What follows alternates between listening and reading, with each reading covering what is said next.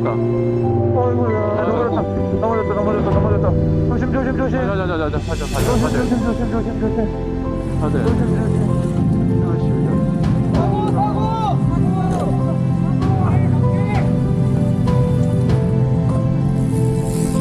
아유, 불러요. 코피나.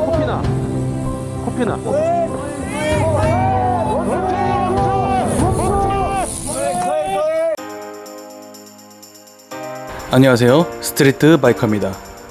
바이크 사고나 자전거 낙차 사고 같은 사고를 목격하신 적이 있으신가요?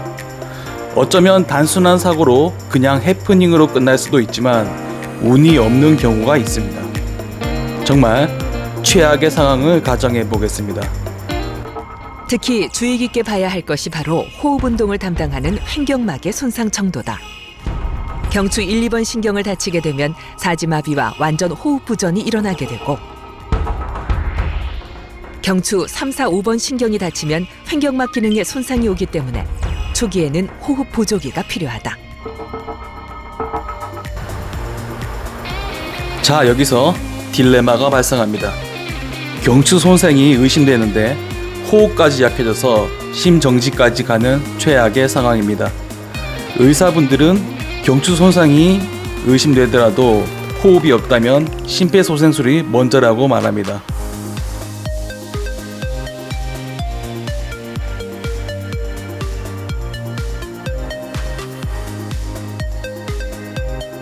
하지만 직관적으로 벗을 수 있는 자전거용 헬멧과 달리 풀페이스 헬멧을 쓴 라이더라면요, 아무런 손상 없이 살릴 수 있을까요? 사고 시 바이크 운전자 살리는 헬멧 제거법. 칼럼 내용에 따르면 국내 119 구조대원에게 하달된 헬멧 제거 방법 매뉴얼이 전무하거나 부실하고 따로 배운 적도 없고 사고 현장에 따라 대부분 구조자가 턱끈을 자르고 벗기는 게 보통이라고 합니다. 사고 발생 후 의식이 없는 라이더 헬멧을 잘못 벗길 경우 자칫 경추와 척추 등에 손상을 줘 2차 피해를 입힐 가능성이 있습니다. 물론 5년 전 칼럼이라 그 사이에 늘어난 배달 노동자와 바이크 취미를 가진 이륜차 이용자들, 자전거 운전자들에 대응하기 위해 어느 정도 매뉴얼과 교육이 진행되었는지는 알 수 없습니다. 심지어 칼럼에서는 병원에서도 상식적인 수준에서 최대한 목이 흔들리지 않게 붙잡고 벗겨내고 있다고 답했습니다. 사실 그들의 무지함을 탓하고 싶지는 않습니다.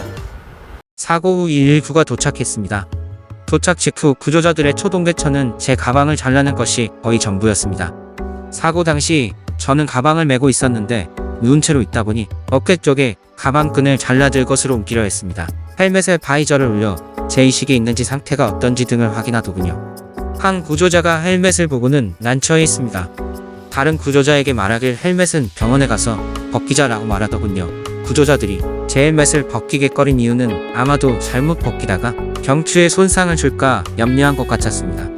저는 헬멧을 쓴 채로 들것에 실려 구급차를 타고 병원에 도착했습니다. 병원까지 가는 동안 헬멧 때문에 답답하고 헬멧 무게로 머리가 흔들렸습니다. 다행히 제가 경추에 이상이 없어 문제는 되지 않았지만 만약 목과 척추에 부상을 입었다면 헬멧을 쓴 채로 이송된 것이 좋은 결정이었나 싶어요. 병원에 도착해서도 의사들이 헬멧을 벗기는 게 서툰 것 같았습니다. 머리와 목이 완전히 고정되지 않은 채로 헬멧을 벗겨냈습니다. 미국 도로교통안전국에서 의료진과 일반인들을 대상으로 배포한 헬멧 제거 매뉴얼이 있습니다. 이 자료를 보면 2인 1조로 벗기는 걸 권장하고 있습니다.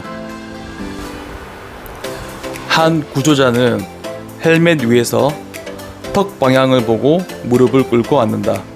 다른 한 명은 환자의 몸쪽에서 준비한다. 헬멧의 위에 있는 구조자가 고정한다. 이때 다른 한 명이 턱끈을 풀거나 자른다. 이는 턱끈을 풀다가 미끄러져 머리가 흔들리는 걸 막는다. 환자의 몸쪽에 있는 구조자가 환자의 뒷목에 한 손을 대고 다른 한 손은 턱 및 목 부분을 잡아 고정한다. 목이 흔들리지 않게 고정한 상태에서 환자의 머리 쪽 구조자는 서서히 헬멧의 턱 부분을 잡고 벗겨낸다. 이때 유의해야 할 점은 세 가지입니다. 첫 번째, 헬멧을 벗길 때 환자의 귀가 접히지 않도록 헬멧을 양쪽을 벌려 공간을 넓히고 위로 천천히 올려야 한다.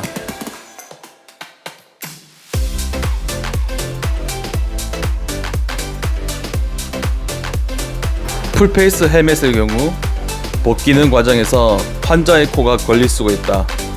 헬멧은 뒤로 젖혀 위로 올려 코가 닿지 않도록 하고 당연히 환자의 목이 흔들리지 않은 상태로 진행한다.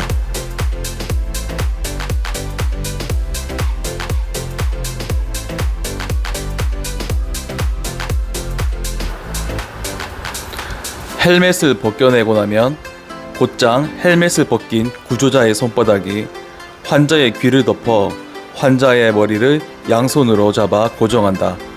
머리 쪽 구조자가 머리를 고정하는 동안 목을 잡던 구조자는 즉각 목 보호용 버팀목을 가져와 목을 고정한다. 영상으로 보면 아시겠지만 환자의 목을 보호하기 위한 효율적인 절차와 순서가 있습니다.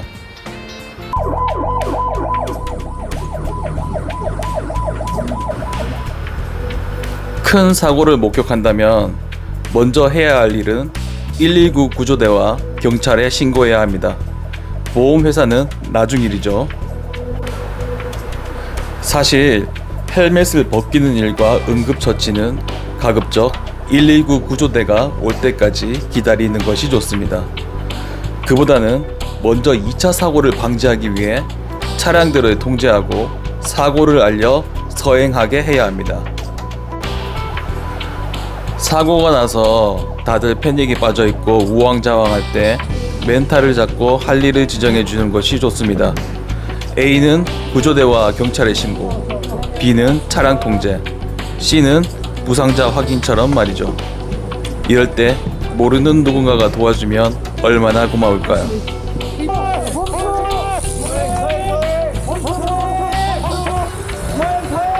자, 그럼 부상자를 확인합니다. 먼저 대화를 해 상태를 확인하고 이때 주의해야 할 점은 절대로 의식 유무를 떠나 사고 당사자를 흔들거나 들쳐업거나 하는 행동을 하면 안 됩니다. 손발의 감각은 어떤지, 목 부위에 통증은 있는지, 대화는 가능한지 확인한 뒤 그나마 괜찮다면 안전한 곳으로 조심히 옮겨 편안하게 눕혀놓거나 상처난 부위를 지혈해 주는 것이 좋습니다. 부득이하게 호흡이 곤란하거나 쇄골이나 사지가 부러지거나 다쳐서 스스로 헬멧을 벗을 수가 없을 때, 구조대가 빨리 오기 힘든 산악일 때 위의 방법으로 헬멧을 제거할 수 있을 것입니다. 여기서 간단하게 심폐소생술에 대해 알아보겠습니다.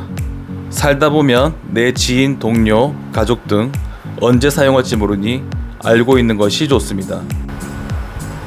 먼저 숨을 쉬는지 호흡기에 귀를 가져다 대고 숨을 쉬지 않는다면 당장 가슴 압박을 해야 합니다. 양손을 깍지 끼고 뒤꿈치로 표시된 부분을 분당 100에서 120회, 빠르게 5cm에서 6cm 깊이로 강하게 총 30회를 압박합니다. 쉽게 말해 표시된 부위를 쉴 새 없이 계속 30회까지 세어가며 눌러주는 겁니다. 중요한 건 가슴 압박입니다. 심장이 다시 뛰어야 혈액이 산소와 함께 뇌에 전달됩니다.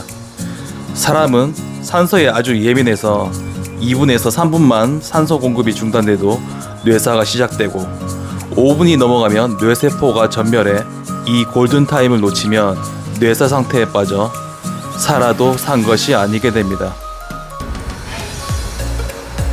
이 얼마나 중요한 일일까요? 가슴 압박 30회에 인공호흡 2회를 불어줍니다. 경추 손상이 염려되면 최소한 기도 확보될 만큼만 고개를 젖혀주고 가슴 압박에 집중합니다.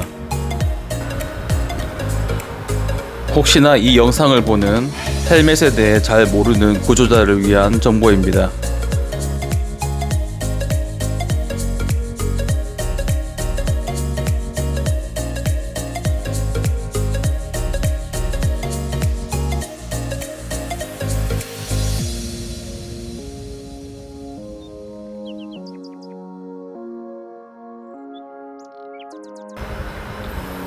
쇼웨이 헬멧의 볼패드 아래쪽을 보면 빨간 줄이나 레버가 있습니다. EQRS라고 불리는데 당기면 빠르게 볼패드를 분리할 수 있어 의식이 없는 라이더의 헬멧을 벗기는데 도움이 되는 장치입니다. 이것도 당사자보다 벗겨주는 사람이 알아야 하는 정보겠죠. 이런 식으로 벗겨준다 합니다.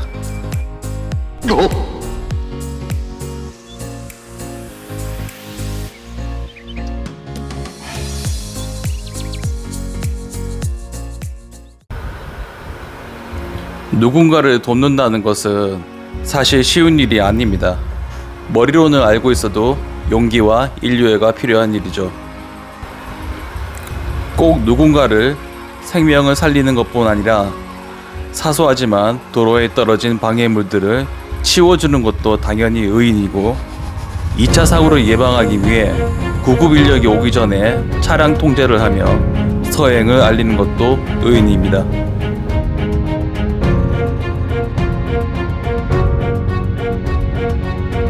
언젠가 누군가의 의인이 될 당신에게 미리 미안함과 존경의 박수를 보냅니다.